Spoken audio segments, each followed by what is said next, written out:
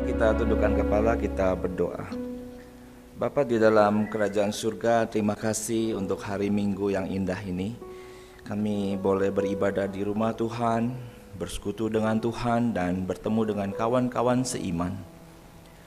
Di tengah dunia yang begitu berat ini, sungguh ini adalah anugerah Tuhan. Gerejamu, kumpulan anak-anak Tuhan yang mencari Tuhan, mencari kekuatan untuk tetap boleh bertahan hidup, supaya kami tetap hidup di bawah prinsip-prinsip kebenaran firman Tuhan. Dan dengan adanya gereja seperti ini, kami boleh dikokohkan akan iman kami, akan pengharapan kami, akan cinta kasih kami, secara khusus kepada Tuhan, kepada keluarga, dan kepada orang-orang yang Tuhan percayakan berada di sekitar kami.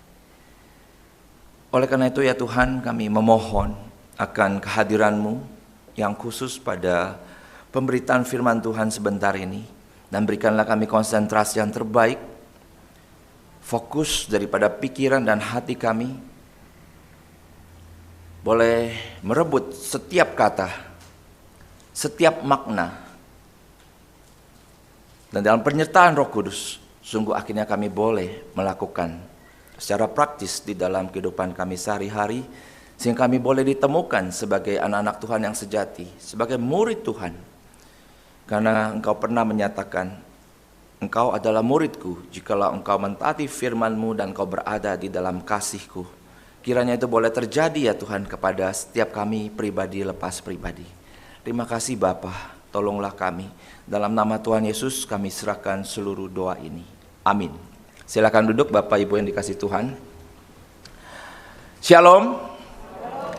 Sangat berbahagia bisa bangun tidur di gedung ini ya. Saya tidur di bawah bersama istri saya tercinta Liana, dan kemudian pagi yang indah ini boleh beribadah di rumah Tuhan. Puji Tuhan. Saya sangat bahagia, sangat senang.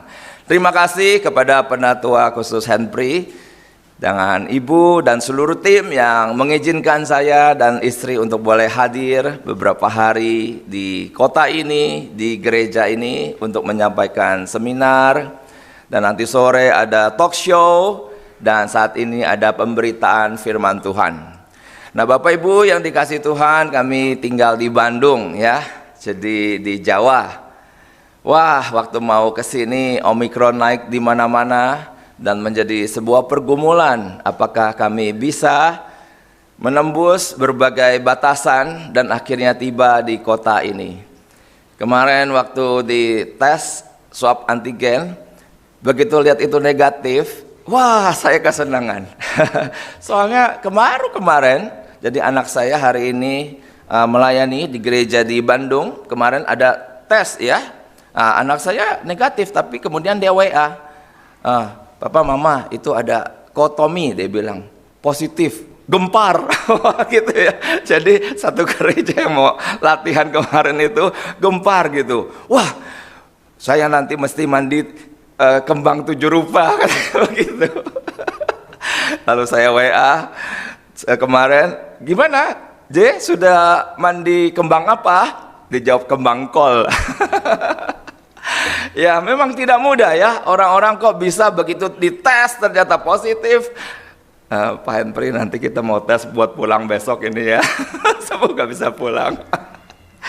Ya aneh sekali sekarang ini, OTG, orang tanpa gejala. Tetapi saat kami bisa menembus ya berbagai halangan itu, dan berapa hari di Lubuk Linggau dan kesini, sungguh hati saya sangat bersuka cita.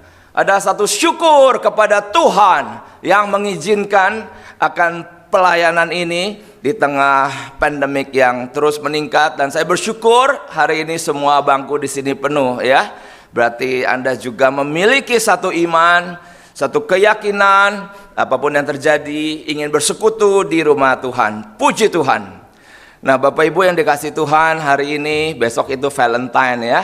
Jadi pas besok mau pulang ke Jakarta lalu Bandung, itu saya akan sama istri Valentinan seharian.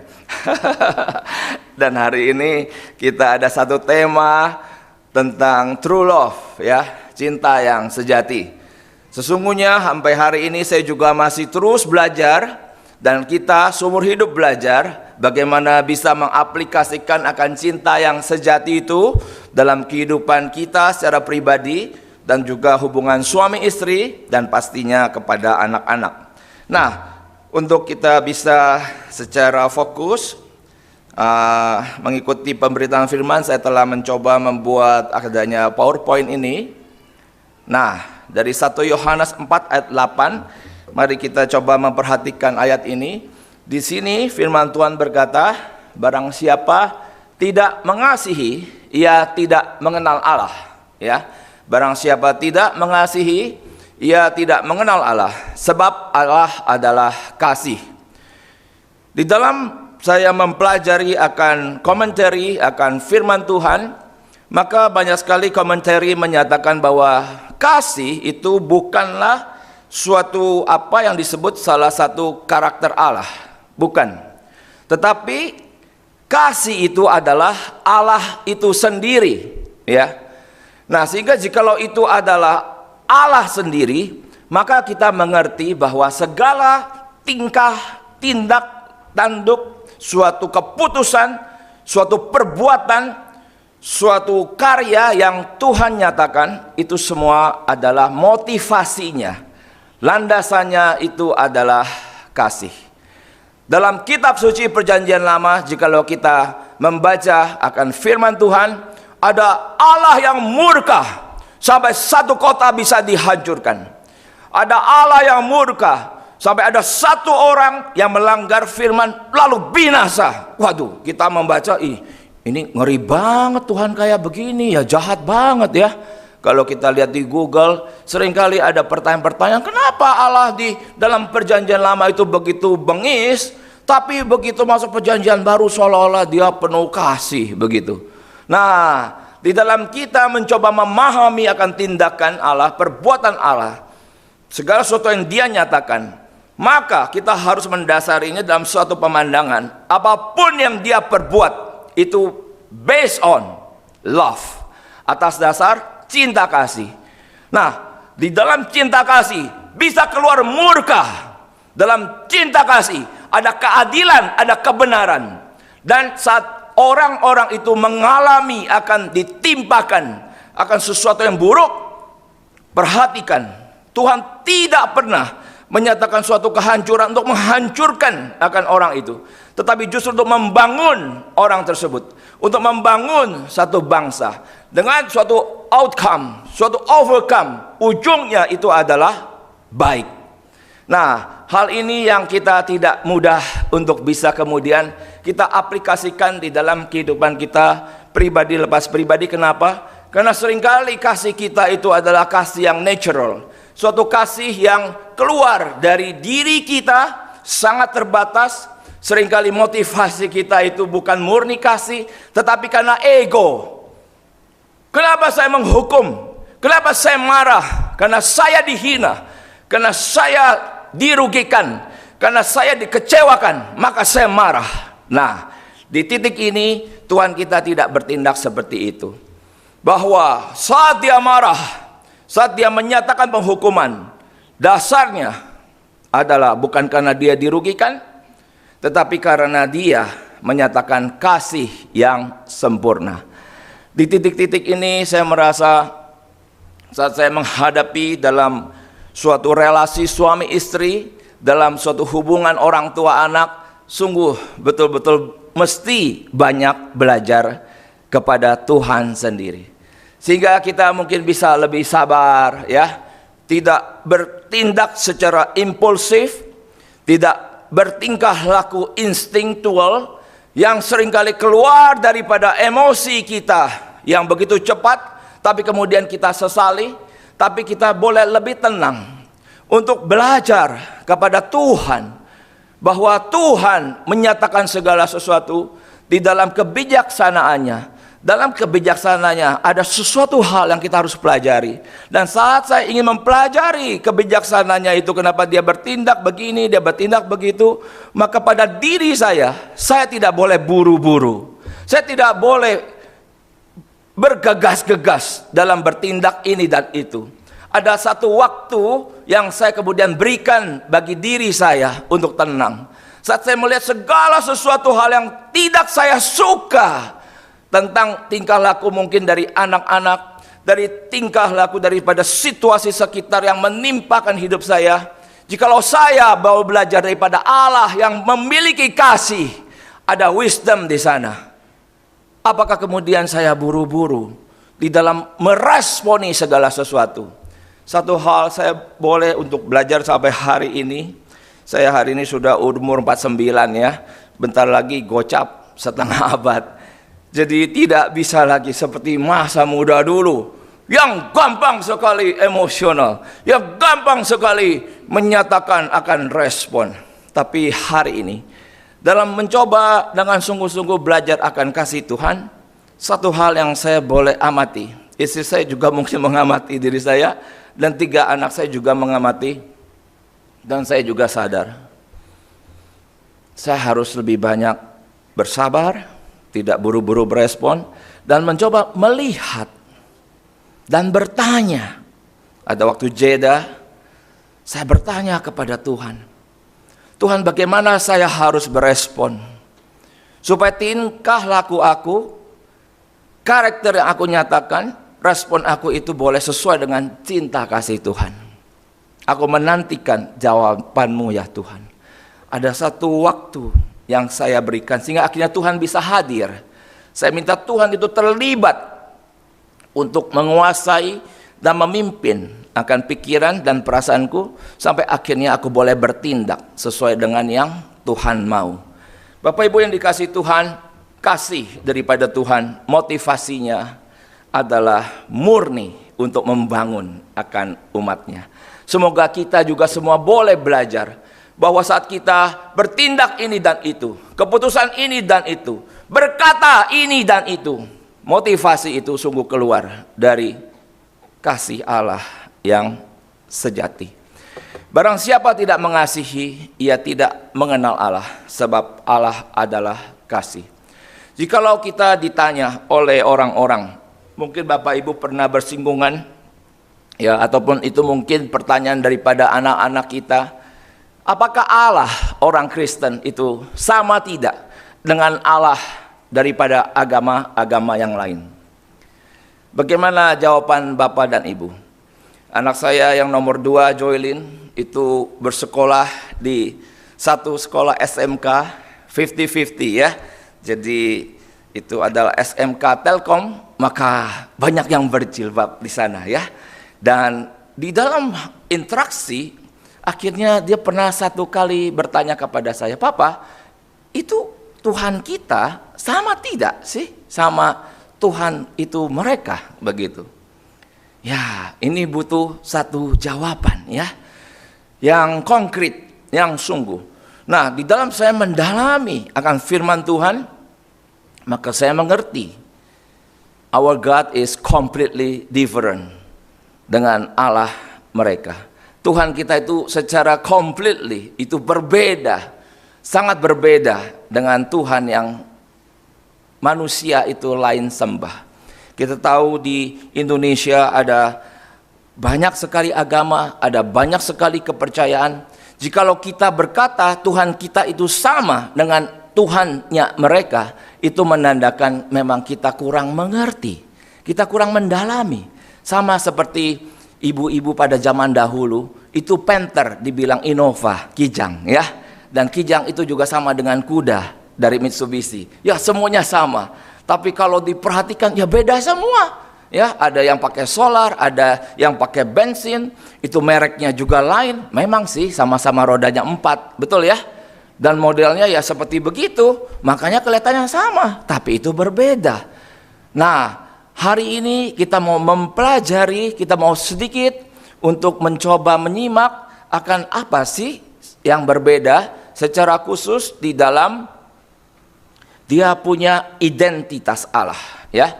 Nah, dari Kejadian 1 ayat 26 firman Tuhan berkata, berfirmanlah Allah, baiklah kita menjadikan manusia menurut gambar dan rupa kita, supaya mereka berkuasa atas ikan-ikan di laut dan burung-burung di udara dan atas ternak dan atas seluruh bumi dan atas segala binatang melata yang merayap di bumi. Nah, di dalam kitab Kejadian 1 ayat 26, saat Tuhan menyatakan akan dirinya, sudah ada satu perbedaan. Ya, kita punya Pancasila itu adalah Tuhan yang Maha Esa. Ya, dan Esa itu seringkali dipandang sebagai di sana itu ya hanya satu. Tetapi Esa di dalam pengertian bangsa Israel itu adalah agak berbeda. Hai orang Israel, sembahlah Tuhan. Allah itu Esa. Esa, Allah itu satu, artinya Allah yang di sana itu tidak ada bandingannya dengan Allah-Allah yang dibangun oleh bangsa-bangsa. Bangsa-bangsa membangun itu patung, membangun ini itu untuk kemudian disembah. Hai orang Israel, Allah itu Esa. Artinya dia yang satu-satunya, dia yang kudus. Kudus itu artinya berbeda sama sekali dari yang lain. Dia terpisah. Nah, di dalam keesaan itu ternyata Allah yang satu-satunya itu menyatakan diri dengan bukan aku itu satu, bukan singular, bukan tunggal, tetapi jamak. Itu adalah plural dalam bahasa Inggrisnya, dan kemudian dalam bahasa Indonesia dikatakan itu sebagai kita. Nah, kita dalam perjanjian lama, maka itu menandakan untuk menentukan, menulis tentang Tuhan tidak pernah boleh pakai aku. Karena aku itu artinya satu, artinya kecil, ya. Tapi kalau kita itu artinya besar, itu artinya megah. Itu seperti paduan suara waktu naik menyanyi, itu pakai kata kita, artinya ramai, begitu kan? Ramai, banyak, megah, mulia. Nah, kata seperti itu yang boleh disematkan kepada Tuhan, karena dia berbeda dengan satu, itu tandanya kecil, ya, terbatas. Tapi kita itu artinya megah dan besar dan mulia. Nah, tetapi dalam kemudian perjalanan daripada komentari para teolog melihat, menyelidiki akan perjanjian baru, dan kita juga membaca secara khusus firman Tuhan, maka kemudian kita mulai mengenal, oh ternyata Tuhan, kenapa dalam kitab Kejadian menyatakan sebagai kita? Karena dia adalah ada 3 pribadi, ya. Dia ada 3 pribadi dengan tindakannya masing-masing, tetapi dia adalah satu, dia adalah Esa. 3 pribadi ini adalah Tuhan, dan dia adalah satu-satunya Allah yang ada di kolong langit ini, di muka bumi ini, sebelum segala sesuatu ada, sebelum segala sesuatu yang ada ciptakan di dalam kekekalan, itu ada 3 pribadi, bukan satu pribadi. Nah, gambar ini mungkin akan mencoba memberikan kepada kita sedikit pertolongan, sehingga firman Tuhan di dalam perjanjian baru telah memberikan suatu penyataan, yaitu ada Allah Bapa, ada Allah Anak, dan ada Allah Roh Kudus. Dan yang unik adalah kita mengerti kalau berbicara Allah adalah kasih, tidak pernah mungkin dalam kekekalan itu dia sendirian, tidak bisa. Karena Allah adalah kasih, dan kasih itu selalu membutuhkan objek di luar diri untuk dikasihi. Sehingga kasih itu selalu ada kata saling mengasihi.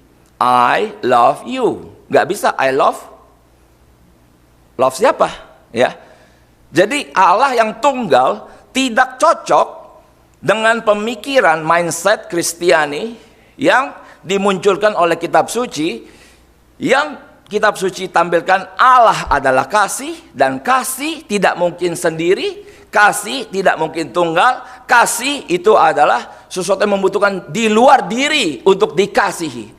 Nah, sehingga di gambar ini kita bisa melihat adalah ada panah ke atas ke bawah, Allah Bapa mengasihi Allah Anak mengasihi Allah Roh Kudus, Allah Roh Kudus mengasihi Allah Bapa, dan di antara mereka itu ada kesalingan. Inilah Allah yang diperkenalkan oleh kitab suci. Ya, ini berbeda daripada Allah-Allah lain yang agama-agama itu perkenalkan. Di dalam seringkali dikatakan Allah itu Maha Kuasa, Allah itu Maha Esa, dia adalah satu, dan satu-satunya satu itu saja, begitu kan? Nah, tetapi kita belajar hari ini Allah yang satu-satunya, dalam dia ada di sana, dia tiga pribadi tetapi tunggal. Dan pengajaran doktrinal menyatakan saat kita belajar tentang Allah Tritunggal, maka Allah itu bisa kita bedakan, ya. Kita bisa membedakan. Kita mencoba mendefinisikan, kita bedakan ketiga-tiganya. Tetapi tidak bisa kita pisahkan. Nah, ini juga sangat penting. Jadi, ini kita bisa bedakan. Nanti saya akan coba jelaskan. Oh, ini Allah Bapa begini, Allah Anak itu begitu, Allah Roh Kudus ini begitu ya. Tetapi Anda dengan iman melihat ini semua adalah satu Allah, ya. Satu Allah. Dan kebenaran ini memang seringkali sangat sulit kita bisa terima di dalam intelektual kita, tetapi kita bisa terima dengan iman. Dan iman adalah satu-satunya sarana yang Tuhan anugerahkan kepada setiap kita untuk kita boleh berhubungan dengan Tuhan. Dengan iman inilah kita menerima, dan bukan hanya buta-buta percaya dan seolah-olah ini doktrin yang tidak ada artinya dalam kehidupan sehari-hari. Bukan seperti itu. Begitu kita mengerti akan doktrin ini, maka dalam pengalaman saya pribadi dengan keluarga, saat saya mulai memahami secara komprehensif akan Allah seperti ini, saya mulai berubah di dalam tingkah laku saya. Saya berubah di dalam cara saya berdoa. Saya berubah di dalam cara saya berelasi suami istri. Saya berubah di dalam saya menjadi orang tua. Karena saya tahu Tuhan yang dalam kekekalan itu adalah dia tidak pernah sendirian. Maka Kejadian 2 ayat 18, dia berkata, Tuhan Allah berfirman, tidak baik, ya tidak baik kalau manusia itu seorang diri saja. Aku akan menjadikan penolong baginya yang sepadan dengan dia.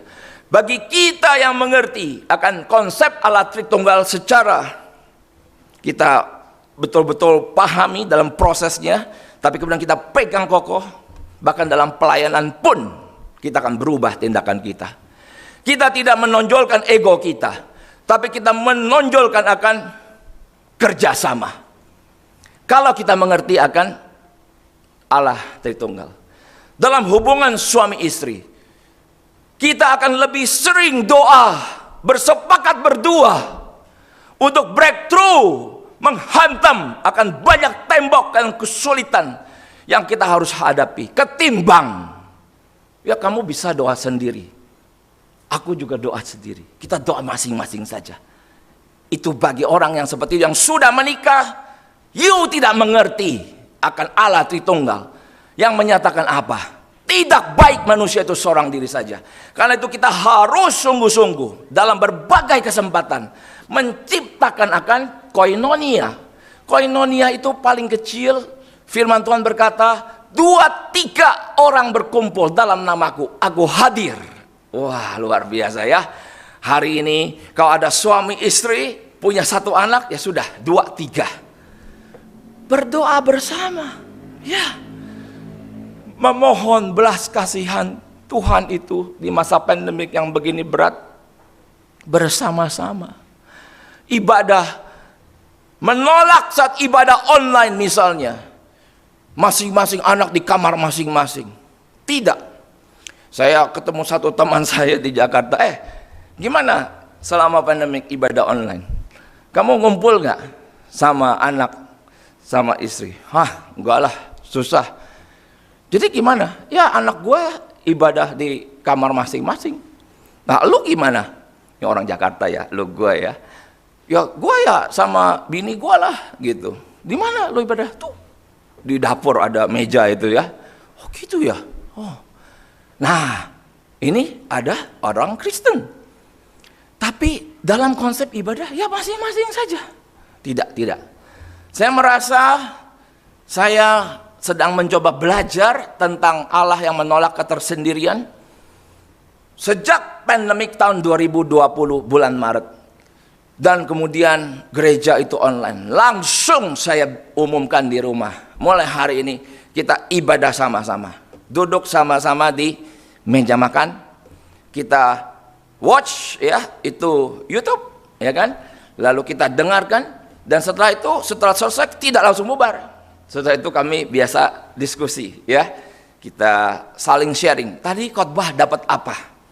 Saya biasa sharing duluan, lalu istri saya Liana, lalu kemudian 3 anak kita minta sharing, self reflection tentang apa sih yang tadi barusan disampaikan. Dan di situ saya bisa melihat tingkah laku rohani daripada anak-anak saya. Ya, begitulah kalau online di rumah, ya. Ibadah tidak mandi, ibadah celana pendek, ibadah sambil bikin kopi gitu tuh, ibadah sambil masak dan berbagai hal. Waduh, saya bilang, saya rasa saya masih ada beda sedikit ya dengan anak-anak itu. Apa? Saat saya sedang melakukan itu, saya tetap dengar gitu. Jadi saya kemana-mana kupingnya ke situ ya. Tapi kalau anak-anak saya perhatikan, ini sambil dia melakukan ini itu, kupingnya ini masih ke sana nggak ya? Nah, tapi tahu nanti di tesnya saat sharing, ya toh. Nah, saat sharing ada kesulitan sharing tentang firman, maka saya bilang, coba perhatikan lagi sungguh-sungguh, ya firman Tuhan itu tadi. Dan kita terus tiap bulan demi bulan, waduh. Sampai hari ini saya sudah ibadah onsite seperti ini. Ya puji Tuhan, tadi pagi masih ada anak saya 2 yang ibadah online di rumah. Tapi kami senang, jam 8 tepat dia langsung foto. Kokonya lagi main gitar ya, langsung posting ke dalam grup WhatsApp tanda dia lagi ibadah. Wah, langsung kami kasih pujian. Aduh, kami bangga ya. Kalian tuh enggak ada papa mama di rumah, tapi kalian ibadah online, tandanya dia foto. Semoga habis foto dia tidak tidur ya. Tapi rasanya tidak, saya cukup mengenal anak saya. Karena nanti dia rasa mungkin seperti udah kebiasaan, saya suka nanya, tadi dapat apa di ibadah? Nah, seperti itu ya. Nah, disinilah ada satu hal yang saya sungguh-sungguh ingin kita semua bisa memahami secara sungguh, bahwa di dalam pengenalan kita akan Allah Tritunggal itu bisa akhirnya merubah banyak sekali tingkah laku kita ya sehari-hari. Karena kita menuntut akan adanya kebersamaan, tapi ada juga suatu private intimacy dengan Tuhan. Nah, di sini kemudian Allah Tritunggal itu kita lihat Dia Allah Bapa, Allah Anak dan Allah Roh Kudus. Kemudian sekarang sudah ada suami, ada istri, ya. Maka di sini ada saling mengasihi. Karena tidak baik kalau suami itu atau laki-laki itu seorang diri saja, betul-betul gak bagus. Nanti sore ada talk show ya, di sini 4:30 saya dan Liana akan sharing tentang menikah atau single. Oke? Bapak Ibu mau datang lagi boleh. Karena kita akan ngobrol-ngobrol menikah atau single.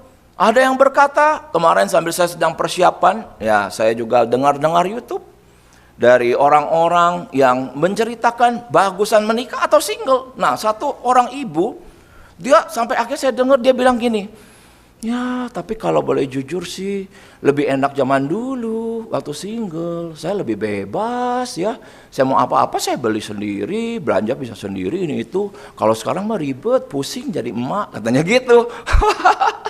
Kasihan ya, saya cek-cek nih orang Kristen kok, tapi kok nyesel yang menikah ya. Jadi lebih senang hidup di masa lalu. Aduh, kasihan ini ya. Semoga di sini tidak ada orang yang menikah lalu nyesel. Amin. Semua menikah mesti bangga, mesti bahagia. Lalu bagaimana yang masih single? Cepat-cepat menikah ya. Cepat-cepat cari pasangan hidup, dan pasangan hidup itu harus direbut. Wah, jangan menunggu saja, berdoa saja. Yang jatuh dari atas itu cuma 2, satu hujan gratis, kedua tai burung ya. Itu begitu lewat bisa kena gitu kan. Tapi kalau pasangan hidup, wah kita mesti kejar, libatkan Tuhan, rebut dia. Wah luar biasa ya, mesti begitu ya.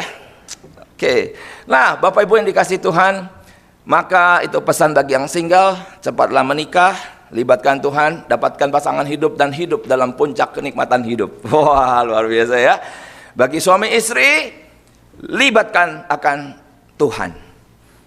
Segitiga ini harus kita hidupi secara sungguh-sungguh. Artinya, secara sederhana dalam segitiga itu menyatakan, jikalau seorang suami bisa mengasihi Tuhan, seorang istri bisa mengasihi Tuhan, dia takut akan Tuhan, maka suami istri itu juga bisa saling mengasihi.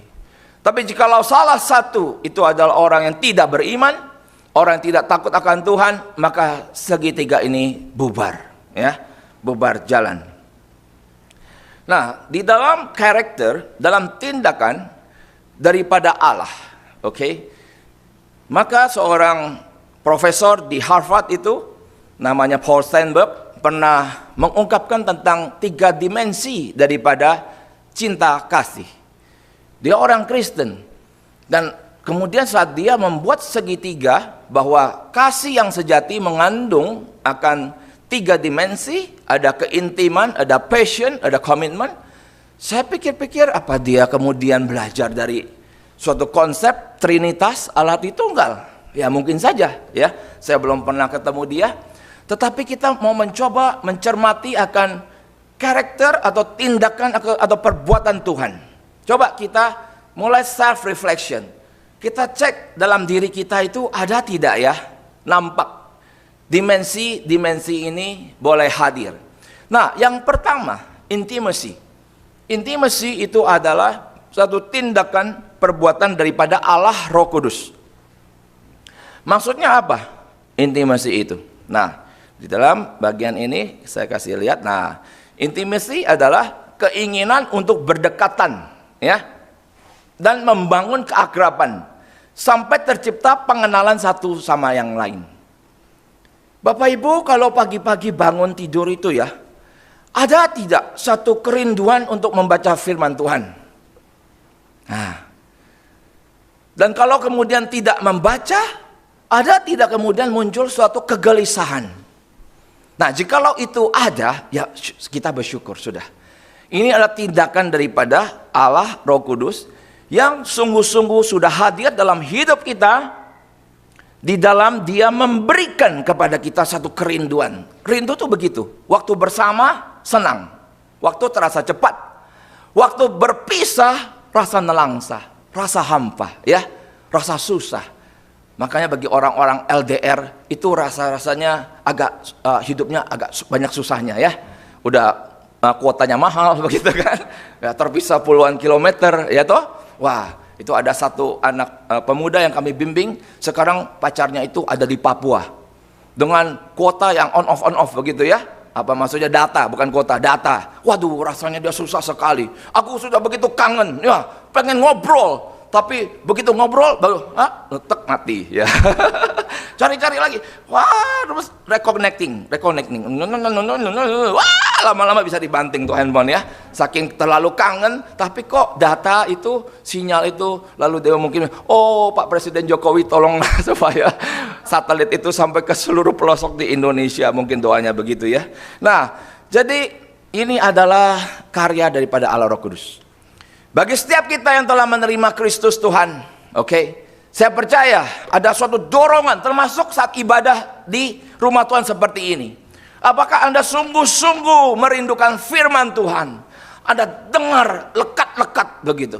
Atau Anda saat pemberitaan firman ini cuek? Ya, itu kalau di Bandung, ya, bukan di Bengkulu, ya. Begitu firman Tuhan di belakang ngobrol, enci-enci, ya. Aduh, saya suka keki banget. Gue salah duduk nih tadi nih, ya. Mestinya gue duduk agak depan, begitu kan?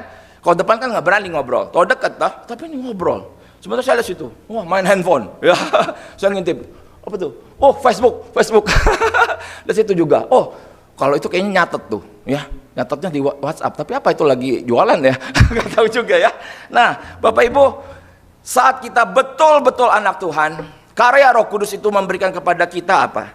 Suatu keinginan, ya.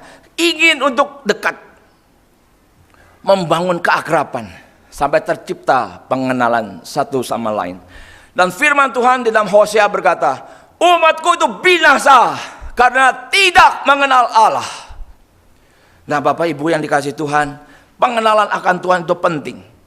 Dan dalam Yohanes 17 dikatakan, inilah hidup yang kekal itu, jikalau engkau mengenal Allah dan mengenal Yesus Kristus, dia satu-satunya yang engkau utus. Pengenalannya ada 2, satu kepada Allah, satu lagi kepada Yesus Kristus. Di situ sangat jelas Dan bagaimana kita bisa mengenal Dia? Maka apa sih karya daripada Roh Kudus yang luar biasa? Maka dikatakan Dia adalah Roh penolong. Dia menolong kita, menciptakan kerinduan sehingga kita mau untuk membaca firman Tuhan, mau untuk mengenal akan Tuhan. Dan ini kita isi seumur hidup kita sampai nanti kita berjumpa muka dengan Tuhan. Saya sampai hari ini bersyukur bahwa ini ada karya yang kita bisa rasakan ya. Secara emosi kalau kita habis baca firman, lalu Tuhan itu bisa menyatakan sesuatu kepada hati kita, muka kita itu bercahaya. Ya, kita ada kebahagiaan, kita ada suatu ketenangan, kita ada damai sejahtera, kita ada antusias. Wah, luar biasa. Sepanjang pandemik ini tidak mudah. Saya lihat orang ada matanya kosong gitu ya. Ada orang jalannya nunduk, aduh lemas gitu. Tapi anak-anak Tuhan yang mengalami keintiman dengan Tuhan, matanya bercahaya, tindakannya dia tegas, dia tidak takut kepada apapun, dia hanya takut kepada Tuhan. Nah, ini adalah keintiman. Bagaimana dengan passion? Ya, kalau kita lihat ya, di sini passion itu adalah Allah anak. Oke? Jadi Allah anak. Allah anak ini adalah Yesus Kristus. Tuhan kita yang kita cintai ya. Nah, passion itu apa? Keinginan untuk memiliki, menikmati satu sama lain dan untuk saling membahagiakan. Bagi suami istri merayakannya di dalam pernikahan melalui hubungan seksual. Dan di dalam kitab suci ada satu pengertian bahwa anak Allah, Tuhan Yesus Kristus itu disebut sebagai mempelai pria, ya, mempelai laki-laki. Sementara kita semua, kita siapa? Kita adalah mempelai wanita, ya. Dan masa-masa ini kita sedang menantikan kedatangan Tuhan Yesus yang kedua kali. Waktu dia nanti datang bukan sebagai bayi kecil, tapi dia datang sebagai hakim, satu figur yang gagah perkasa. Ada bagian menyatakan dia menaiki kuda, tapi kuda itu digambarkan begitu waktu saya bacanya. Ini bagaimana ya? Rasanya begitu sulit saya bisa mengimajinasikan.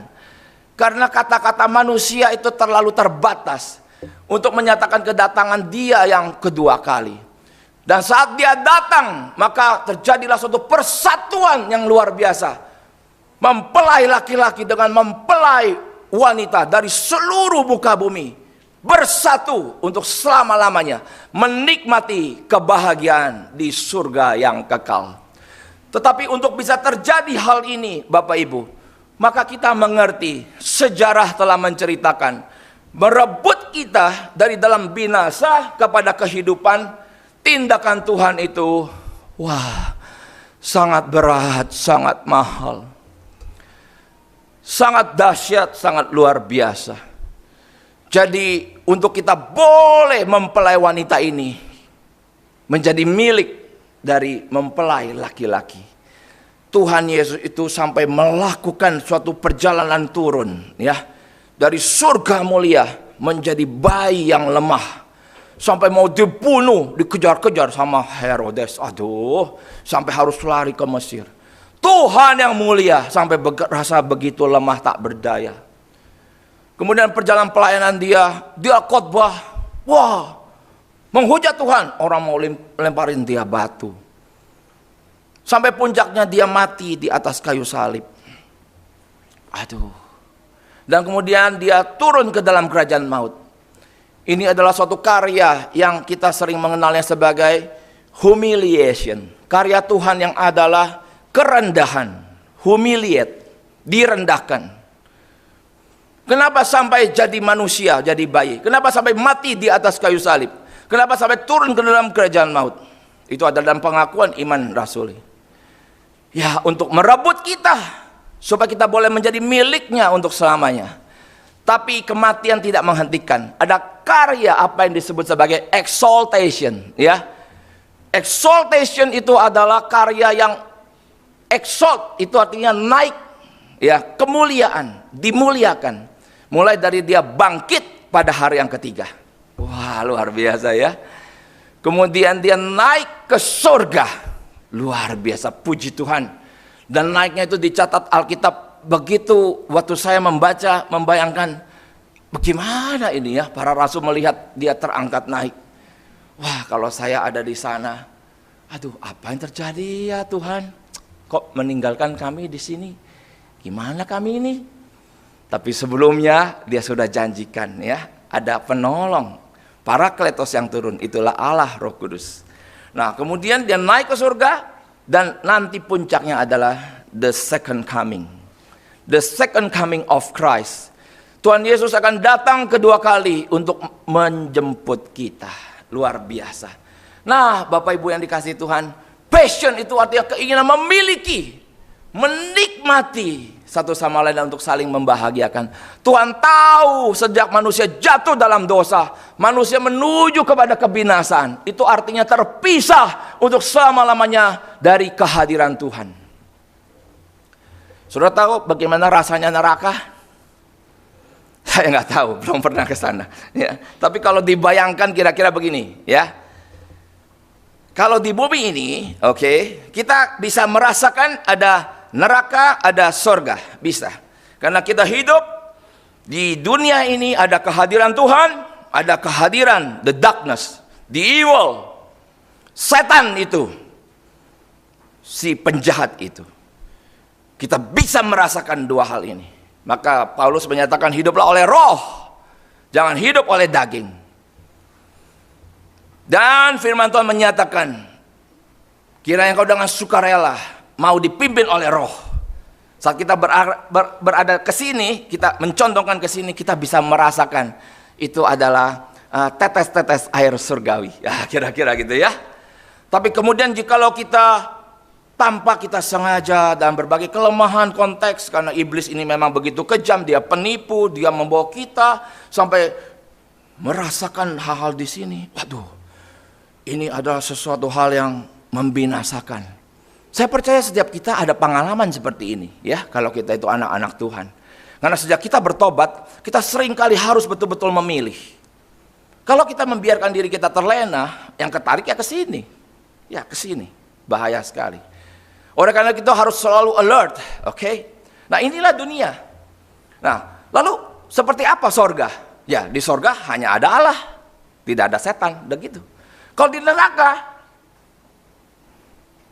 hanya ada setan, tidak ada Tuhan. Ya, kira-kira begitu. Sampai C.S. Lewis itu dalam satu novelnya menceritakan tentang neraka. Di neraka itu orang nggak berani deket-deketan. Kenapa? Karena takut dijahatin. Misalnya kita begitu dekat langsung ditonjok begitu. Wah, kenapa nonjokin gua? Ini neraka men, gitu ya. Waduh, wah, jadi kita takut gitu. Aduh, saya nggak boleh dekat-dekat sama orang. Begitu ada dekat, kita jaga-jaga. Jangan macam-macam lo ya, jangan macam-macam ya. Lu mau ngapain? Lu ngapain? Gitu ya. Jadi kita tuh, waduh, karena setan semua. Ngeri nggak? Tapi kalau di sorga, wah, nanti saya bayangkan ketemu Pak Henry ya. Kemarin tuh waktu ketemu di Siantar, wah, kita berpelukan sesama pria. Jangan didefinisikan macam-macam ya. Kangen. Nah, sahabat lama ya. Wah. Ya, itulah surga. Orang berpelukan, enggak dijitakin. Pelukan, beletak. Waduh. Apaan nih? Tidak. Di surga ada Tuhan. Kita mungkin kalau itu jauh, hello ya. Kemarin Ibu Berta muncul, hello Berta, ya, begitu saja. Pelukan sama suaminya saja. Nah, jadi begitu kan. Nah, jadi ada sukacita. Neraka, wah, setan semua masuk sana, gitu kan. Takut sekali kita, takut sekali. Dan Tuhan Yesus perbuatannya dalam passionnya itu, dia cinta sama kita. Kamu jangan masuk ke neraka. Itu tempat kebinasaan. Aku datang dengan seluruh resikonya. Berat sekali dia mengosongkan dirinya. Dia Allah, tidak terbatas menjadi terbatas. Dia mulia, dihina. Dia tidak bisa mati, tapi karena dia adalah juga manusia, maka dia bisa mati. Tapi dia adalah Allah, maka dia bangkit dari kematian. Kita direbut. Luar biasa ya. Ada yang bilang, cinta itu tidak harus memiliki. Setuju gak? Yang sudah naksir banyak cewek, kagak ada respon, lagu itu bagus buat Anda. Ya, tapi bagi saya tidak bisa. Saya dulu lihat Liana, ini Liana istriku, banyak yang naksir dulu, cowok-cowok banyak. Saya lihat dari jauh, awalnya sih saya nggak naksir, dia naksir saya. Iya betul itu, tanya aja ntar. Tapi lama-lama saya perhatikan, oh bagus juga ya, gitu. Lama-lama jadi kangen. Repot loh kalau jatuh cinta. Kita kayak orang rada bego-bego begitu. Makan mie ayam, ingat dia, lihat dia. Ke WC, ingat dia. Makan apa segala tidur, iya dia. Liana juga gitu. Liana pernah, dia tidur sama cicinya kan ranjang gitu ya, atas bawah. Cicinya lihat ke bawah. Nah, lo kenapa senyum-senyum begitu? Dia sambil tiduran, lagi ingat ko Iva. Ya begitu, betul kan? Itu dia ceritanya begitu. Jadi gila itu cinta ya, cinta itu gila ya. Nah tapi itulah passion. Kalau sudah begitu bagaimana? Ya susah lah kalau tidak bersatu, betul gak sih? Susah, nelangsa, hampa, kering, kerontang. Karena itu harus kumiliki. Maka kemudian aku Cangku Iva datang ke rumah Liana, minta izin sama papa mamanya. Papa, mama, belum manggil itu belum. Om, tante ya. Ada apa? Mau menikah sama Liana gitu ya. Kok begitu saya? Karena papa mama saya sudah meninggal ya. Sudah tidak ada. Jadi waktu itu saya bergumul, ini yang mestinya ngomong mesti koko saya. Tapi saya lebih bisa ngomong daripada koko saya. Karena koko saya pendiam orangnya. Nanti kalau dia ngomongnya salah gimana? Sudahlah, sendiri saja gitu. Dan kemudian ya sudah, itu berjalan dengan baik. Sampai akhirnya saya bisa memiliki Liana. Sampai kapan? Sampai maut itu memisahkan kita. Ya, indah sekali. Bisa memiliki orang yang kita cintai. Inilah Tuhan Yesus Kristus. Luar biasa ya. Jemaat Tuhan, saya dalam kadang sendiri gitu ya, bisa di subuh gitu. Lebih sering di subuh sih. Kalau malam sebentar langsung hilang gitu ya. Jadi kurang bisa merenung. Lagian kalau malam saya lebih banyak ngobrol sama istri itu di ranjang. Nah kalau subuh saya coba sedang hening-hening gitu, mengingat akan Tuhan Yesus ya. Saya kadang sampai begini-gini loh. Kamsia Tuhan, makasih ya, saya kok bisa diselamatkan begini, begitu. Dari berbagai zaman, miliaran orang, saya hari ini boleh selamat, makasih ya Tuhan, makasih, gitu. Saya harap Bapak Ibu ada ya, satu jiwa seperti ini. Karena kita sudah dicintai oleh Tuhan. Dan ini juga yang akhirnya menyinari akan hubungan suami istri. Ya, ada hubungan seksual yang hidup di antara mereka. Nah, komitmen. Pernikahan Kristen adalah pernikahan monogami, hanya dengan satu istri sampai maut itu memisahkan. Tidak terjebak, tapi menikmati akan pernikahan. Nah, ini adalah yang saya sampaikan di dalam segitiga ini adalah Allah Bapa.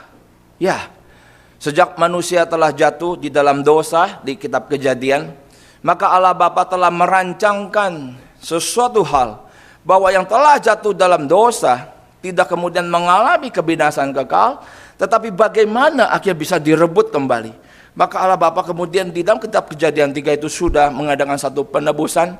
Saat Adam dan Hawa jatuh di dalam dosa, mereka menutupi tubuhnya karena malu itu dengan dedaunan.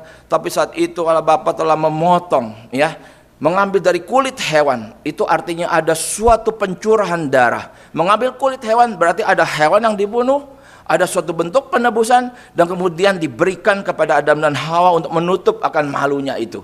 Dan kemudian dinyatakan bahwa ada suatu pertentangan yang kemudian tidak akan pernah berakhir seolah-olah, tetapi kemudian akan diselesaikan dengan begitu agung oleh putranya yang tunggal, yaitu Tuhan Yesus Kristus.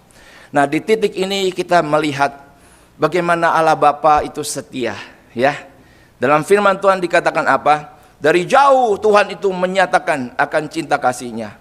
Ada unfailing love, ada unfailing kindness, ada cinta kasih yang tidak bisa gagal, ada kebaikan daripada Tuhan yang tidak bisa dipatahkan.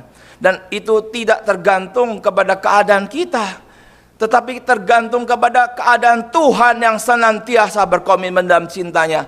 Apapun keadaanmu, aku tetap akan mengasihimu selama-lamanya sampai selama-lamanya. Biarpun gunung itu pindah, bukit itu runtuh, tetapi kasih setiaku selama-lamanya akan kunyatakan kepadamu. Dan ini juga akhirnya menjadi satu cermin bagi setiap kita. Suami istri, ya, tidak mudah ya menjalani satu kehidupan pernikahan. Saya juga dengan Liana 21 tahun sudah menikah, dan ada banyak sekali masa-masa yang sangat sulit. Banyak sekali juga air mata. Saya pernah menangis begitu menangis sampai begitu sedih karena merasa tuh diri tidak berdaya, ingin mempertahankan pernikahan ini, tetapi kelihatan dunia ini terlalu kejam, terlalu gelap, sehingga dunia ini hanya kemudian memunculkan ego kami masing-masing. Dalam ego masing-masing itu kita konflik, kita saling memaki, kita marahan, kita tidak mau bertegur sapa, kita menyatakan, memanifestasikan banyak sekali dosa. Oh, itu ada masa-masa seperti itu, tidak gampang ya.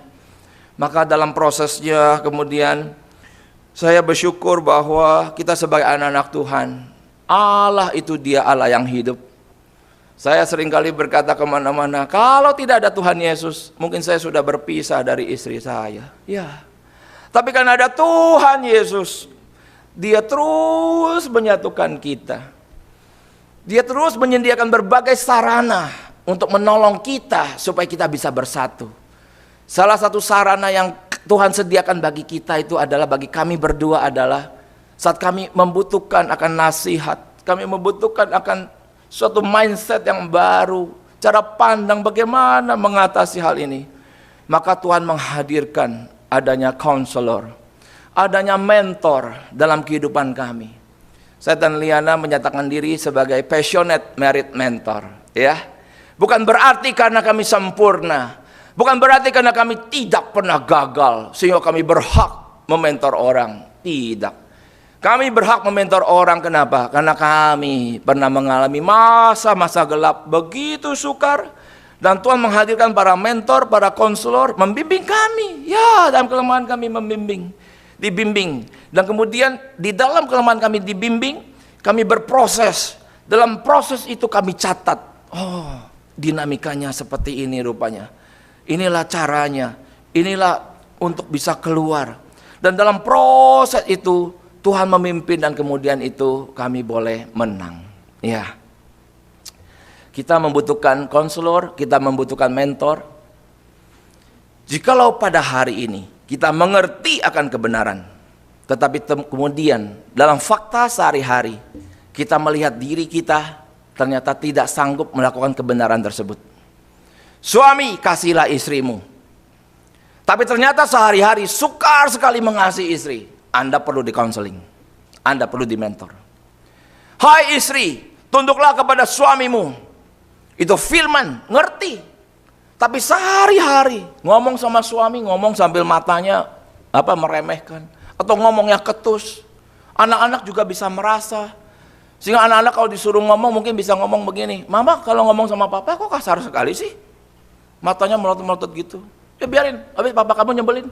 Kalau nggak gituin kagak bertobat. Wah, Loh kok jadi, wah ini bingung begini ya. Jadi mengerti kebenaran tapi tidak bisa lakukan. Kalau sudah sampai titik ini, kita butuh pertolongan. Bapak Ibu yang dikasih Tuhan, saya tidak melanjutkan lagi kan firman Tuhan ini karena waktu.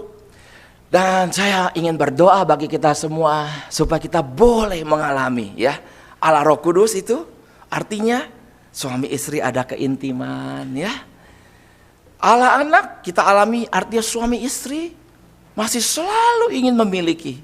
Sama kayak pelayanan ini ke sini ya. Saya dalam diskusi dengan penatua khusus Henry, bagaimana ya supaya bisa ajak Liana. Puji Tuhan, terima kasih ya Pak Henry ya. Setelah diskusi panjang ya toh, bisa hadir berdua. Dulu selalu sendirian. Kalau sendirian suka nelangsa. Pelayanan bikin saya senang, selalu pelayanan bikin saya senang. Tapi hati ingat Liana, kangen. Kalau sekarang enggak, ya, itu ada di situ. Jadi bisa melihat, senang sekali. Nah, bagaimana juga dalam rumah tangga itu akhirnya kita suami istri tetap ada komitmen. Walaupun suami kita bikin kita keki, ya, atau istri kita bikin kita sebel, tapi mintalah belas kasihan Tuhan. Saya juga minta belas kasihan Tuhan. Sehingga saya mementor banyak pasutri, tapi saya boleh umumkan, saya juga nih mentor, ya. Saya juga dibimbing. Supaya apa sih? Supaya kita boleh ditemukan Tuhan, tetap sebagai anak-anak Tuhan yang sedang berjuang, bertekad ada goodwill, memberikan terbaik, penuh kasih bagi keluarga kita. Mari kita tundukkan kepala, kita berdoa. Bapa di dalam kerajaan surga, kasihanilah kami ya Tuhan, orang-orang berdosa dan penuh kelemahan. Tolonglah kami supaya kami boleh ditegakkan oleh kasih-Nya Tuhan. Berikan kami ya Tuhan hati yang haus akan firman setiap hari. Berikan kami juga hati untuk rindu berdekatan dengan suami istri, juga dengan anak-anak. Mereka tidak menjadi pribadi yang mengganggu akan diri kami, tapi kami boleh diberikan satu perasaan saat berjauhan ada kerinduan, saat berdekatan ada sukacita dan kebahagiaan yang hakiki. Tuhan juga tolong kami ya Tuhan, supaya kami, karena Engkau telah merebut kami dari binasa kepada hidup. Terima kasih Tuhan Yesus. Maka hari ini kami bisa merebut istri, suami, anak-anak dekat dengan kami. Untuk kami satu keluarga di masa pandemik ini boleh bersatu makin kokoh. Tidak ada bisa mencerai-beraikan keluarga kami. Dalam nama Tuhan Yesus kami naikkan doa ini. Dan kami juga berterima kasih ya Tuhan bahwa dalam seluruh kelemahan kami sebagai manusia, Engkau tetap berkomitmen mencintai kami. Terima kasih Tuhan. Kami diajar, kami diberikan firman, kami dihajar dengan berbagai kisah kehidupan, sampai kami juga retak hati, patah hati kami. Tapi kami tahu hajaran itu mendatangkan kebaikan bagi kami. Terima kasih karena Engkau berkomitmen mencintai kami seutuhnya. Terima kasih. Dan oleh karena itu ya Tuhan, kami juga ingin merawat pernikahan kami sampai maut itu memisahkan. Kami mau berkomitmen suami istri. Dan kami mau berkomitmen menjadi papa mama yang baik bagi anak-anak. Terima kasih Bapa. Lepaskanlah kami semua dari segala yang jahat. Jauhkanlah kami semua dari segala pencobaan. Dan bawalah kami semua ya Tuhan boleh berjalan di dalam jalan yang Tuhan kehendaki. Dalam nama Tuhan Yesus Kristus kami serahkan seluruh doa ini. Amin.